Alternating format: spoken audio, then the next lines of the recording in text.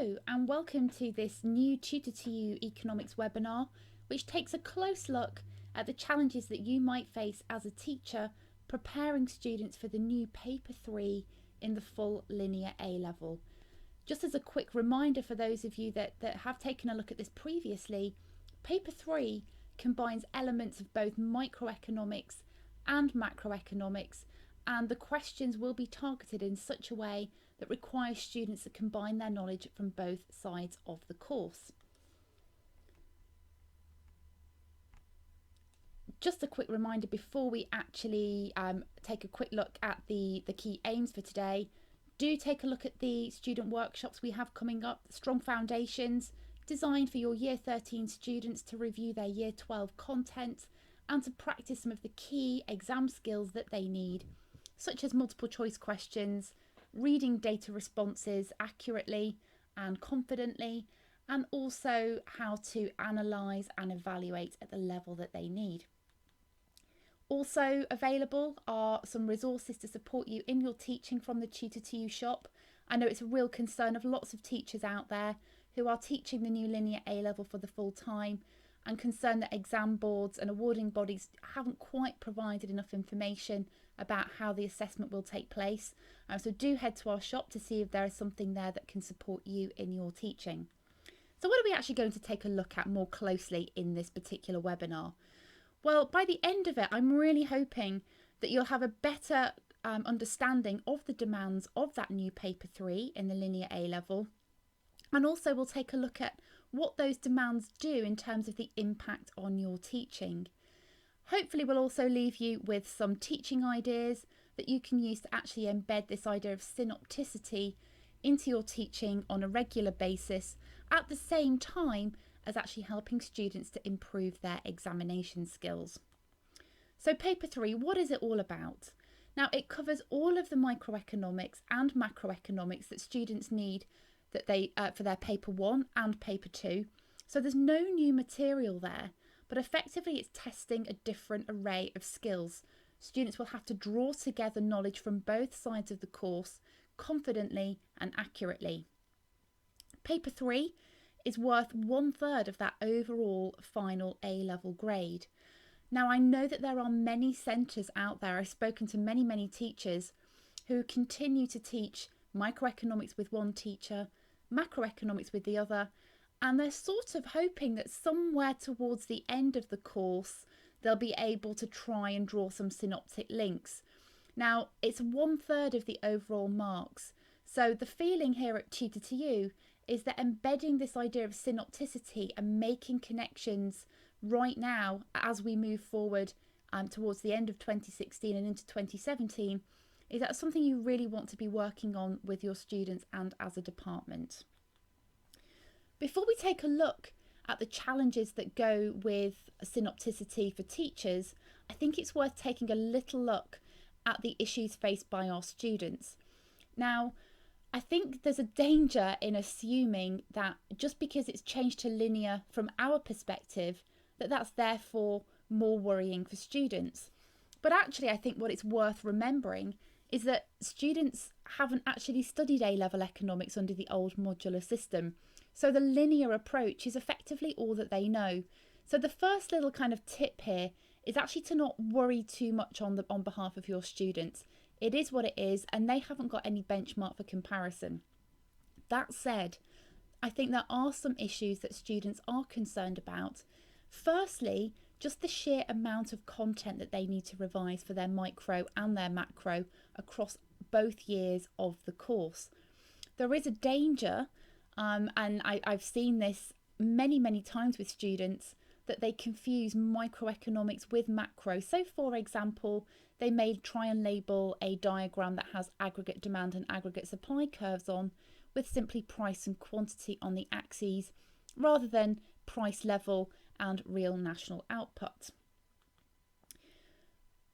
Independent revision and review of linear style material is in most centres something that is being tackled at a higher level by, for example, the head of sixth form in schools or someone who has overall responsibility for examination skills and memory skills. But it's worth as a teacher bearing in mind that in a sense you have a little role to play here as well. It's too much for students to revise at the last minute. We all know students that will try and leave it to the last minute, so I think it's really important that we try to encourage them to start their revision process as early in the day as possible. They really should be working on their AS content, their Year 12 content, the first year A-level content from now on. Now, there are some really useful techniques out there that have really been developed by people with an interest in the neurological aspect of memory.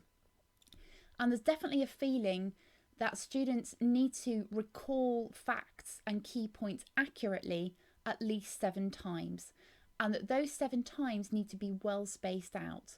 So a typical technique that is being used very, very effectively in some centres is to encourage students to write their notes out into very small chunks onto index cards, pop those index cards in a shoebox or other thing that can actually hold them all together safely, and have some dividers, first time, second time, third time, and so on up to 7th time.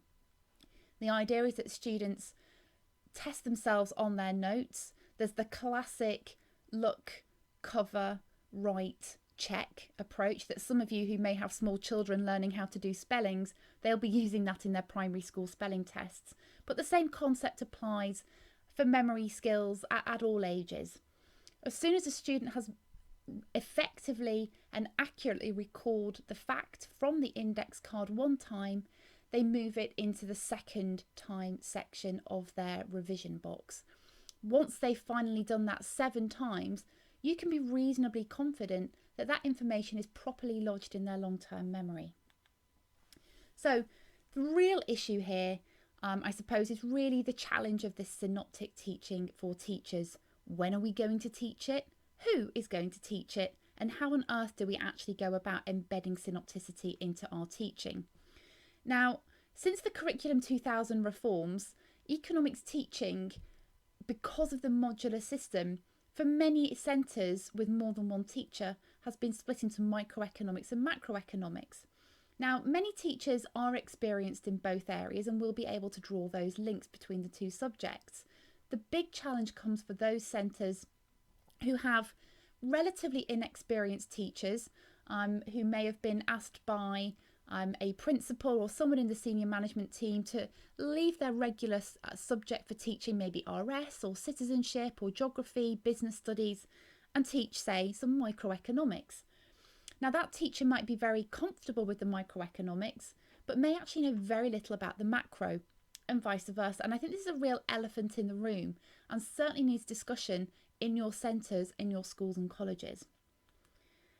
As part of my preparation for this webinar, I called up some very close economics teacher friends of mine and asked them for their views, what's going on in their centre.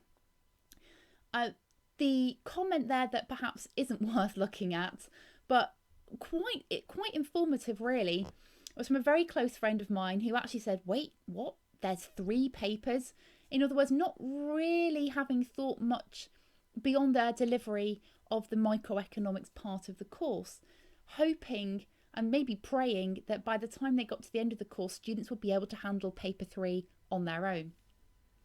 As you can see there are a whole range of other options.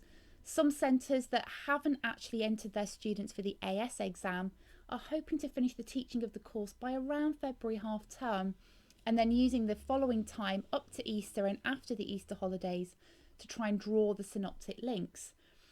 Other centres have really changed their scheme of work so that their schemes of work now actually include comments about where they could or could not make specific synoptic links. Another school that I spoke with, they decided right in the very first week of September to completely change things around and actually rejig all the teaching so that just one teacher is the sole teacher for year 13 classes, teaching them a few weeks of micro, a few weeks of macro, and really mixing the two up to help students really develop those links. But that's something you really need to have a look at in your own teaching. Okay, so who should teach synopticity? Well, clearly from what I've just said, every economics teacher should be doing it, but it's not always going to be that easy. Subject knowledge is a real issue, I know, for many teachers. I get many emails from teachers wanting help understanding certain key topics. At this point, I'd really like to direct you to the Tutor2You website and our YouTube channel to try and find those study notes that we have and the topic videos. They will help you. What we can really focus on for the remainder of this webinar, though, is how you can actually tackle synopticity in class on a regular basis. So, how do we tackle this issue of we don't have time to do it? Teachers never have enough time to get everything done. So the trick really, I think, is to be as smart about it as you possibly can. Don't count it as an extra, just try and build it into whatever you're already doing. Here are some suggestions. Get students to practice lots of multiple choice questions. Now, MCQs are fantastic. It takes students a lot of time to think about them, but it doesn't take you very long to mark. You don't even have to mark them. Peer marking is great. Self-marking is great. Even better if you can actually embed them into your school or college's VLE, if you have one, because often the MCQs are self-marked on there. Use starter and plenary time to kind of develop that synopticity. So maybe you're running a lesson on fiscal policy, but you decide to just throw something completely different in there and start with a very short starter revising price elasticity of demand, for example. Try and build in one synoptic question to every task that you ask students to do. So maybe you are looking at poverty and inequality, which lends itself quite nicely to both micro and macro. That would be a very straightforward topic in which to do this. Or maybe you're looking at, for example, market structures, and you're looking at perfect competition. And maybe you think about building in a kind of macro question. What would be the impact on long run aggregate supply if all firms in a market were perfectly competitive, for example? Try and use obvious synoptic topics. Now, in a couple of minutes' time, I will pull up a slide that shows you what I think those topics are that really lend themselves to being tested in paper 3, where there are really clear links between micro and macro. Use it throughout your teaching, and if you can, share the burden with your department. Take it in turns. Maybe one teacher 1 week sets some synoptic work, another teacher the following week. Don't do all the work yourselves if you can avoid it. So, very quick recap there of MCQs and how to use them effectively. I think it's really worth using them in both a themed way and a mixed way. So themed questions, perhaps 10 multiple choice questions on monetary policy and interest rates, or alternatively giving students 10 questions that are scattered from all elements of the specification. It's really good for students to practice jumping between ideas, but at the same time we recognise as teachers that sometimes they need to practice and drill the same thing over and over again. So mix it up. Now, I'm a massive fan of the third bullet point there, and I've seen and heard about this being used to great effect in some outstanding sixth form colleges. Students complete multiple choice questions on a regular basis, and when they self-mark, they have to write a report explaining why they chose the wrong answer that they did, and then actually writing a commentary on why they should have chosen the correct answer. Not only are they improving their knowledge, but by doing that, they're also enhancing those skills of analysis that they will need for the higher mark questions. So here's an example that I thought we could actually work through in a sense that I would actually teach this in a lesson. Now, I'm a great fan of using case studies to draw out all kinds of learning. So by giving students case studies, and this particular one is pulled from an article in The Economist. Pretty much every week there's several articles in The Economist that really lend themselves to being used as a miniature case study or a kind of data response. Now, if you are using The Economist, I do suggest that you don't necessarily just lift the words word for word from the articles. They're often expressed in a way that students find a little difficult to follow. So you might want to reword and just pop it into words that students might find a little bit more friendly. But what I do, I copy the case study and I put it right in the middle of a giant sheet of A3 paper, usually landscape. And what that does, a little bit of text in the middle, gives them huge amounts of space around the outside to draw spider diagrams, any kind of economics diagrams, definitions, making connections. The highlighters come out, and it's a really fantastic learning resource. So what I would do, I would ask students to spend a few minutes reading that particular case study. So I'm going to make the assumption that you've read it, and by all means do take the time to do this. You could pause the webinar if you like while you do it, that would be fine. And then what I do, I work through it as a sort of English literature teacher might with an English literature class. And we work through it line by line, and we draw out the economics where possible. Now, throughout year 12 and certainly for the first part of year 13, I would actually work with students on this. I would talk them through it. I would guide them through it. The more you do this though, by the time it gets close to the exams, they can do this themselves. So here's the kind of thing that we might want to talk about here. Firstly, is this a micro issue or a macro issue case study? Now, clearly when you've read it, it's a bit of both, okay? And in a few minutes, again, I will come back to key issues and topics that particularly lend themselves to being synoptic. Outcome, the highlighters. That's the point where I'm first going to highlight 9% in real terms. Great opportunity to review what is meant by real as opposed to nominal figures. Think about percentages and actually just remind students of the effects of inflation. Next phrase there, what do we mean by the deficit on spending on social care? Great opportunity to review the word deficit and maybe remind students of common errors that often appear in exams. For example, confusing current account deficit and trade deficit. Down there in the second paragraph, looking at people who have less than £23,250 in assets or savings. Super opportunity there, isn't it?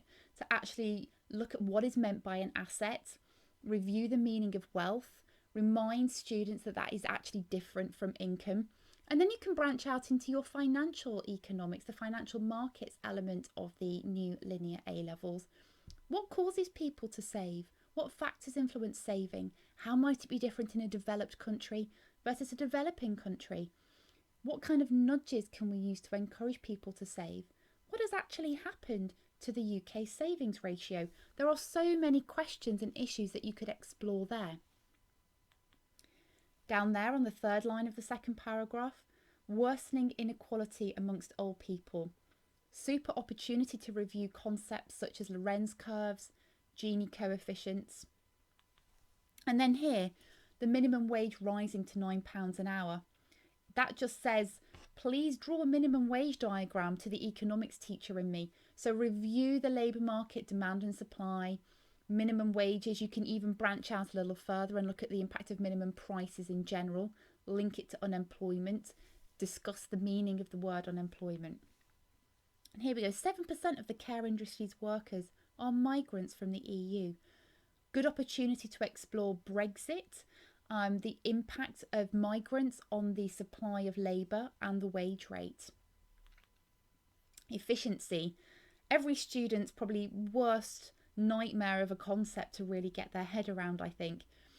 Another opportunity, review productive efficiency, allocative efficiency, dynamic efficiency, technical efficiency if you really want to, X in efficiency. Get them to draw diagrams, state the conditions.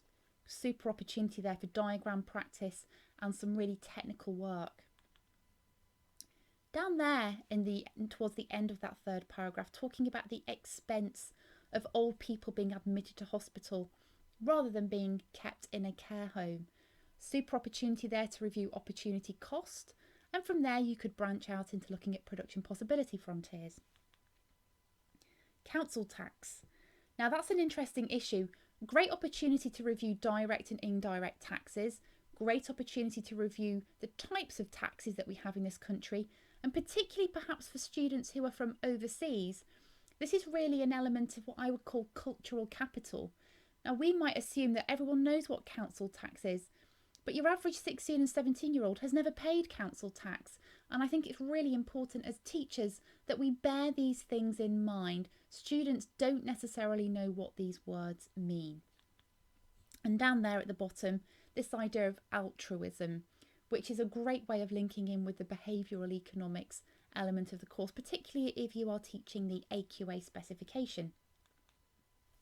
As promised and mentioned several times in this webinar already, here are what I believe are some of the obvious topics that can be tackled synoptically.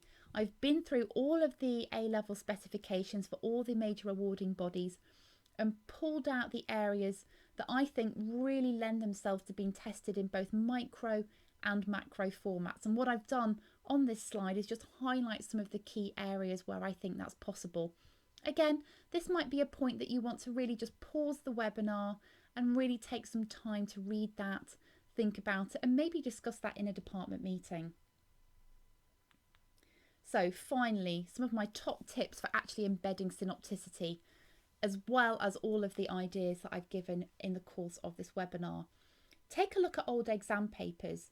Just because they're legacy specification exam papers doesn't actually mean they're completely useless. Use the case studies that are in there and perhaps add questions in where appropriate. So for a macro paper, find an opportunity to pop in a couple of micro questions just to mix things up a little. I also encourage you to take a look at some of the WJEC economics exam papers. Now that's the Welsh Board economics exam board, and they have been offering synoptic papers for some years. So whilst it's new for centres in England, it's not particularly new for centres in Wales or those English centres that have been offering this option in the past. So there's lots of good ideas there. As I said, make it part of your everyday teaching. Those case studies, work through them in the way that I've just shown you how to do with that particular case study on income inequality and the elderly. I also, and the examiner in me also wants to encourage this, please drill your students on diagrams. Mini whiteboards are fantastic for this. Mix up micro and macro diagrams. Can they draw a monopoly diagram in 20 seconds? Followed by, can they draw a production possibility frontier? Now, if you're looking for alternative ways of testing those definitions, please do head to the Tutor2U shop. We've got a whole host of fantastic, easily adaptable PowerPoint games, many of which are so well targeted at testing those knowledge skills and will help you to make some synoptic links. So do head there. All the resources, this presentation will appear on our Facebook group. So I do urge you to go and take a look at those Facebook groups and join the one that is most appropriate to you. It's a great way of building community, especially for those teachers. And I know there are many of you out there who are in departments on your own. If you have any questions at all about teaching synoptically or dealing with paper 3, I'd be really happy to answer your questions. So please do just drop me an email. It's ruth@tutor2u.net, and I'll be really delighted to get back to you with any answer that I possibly can. Thank you for listening.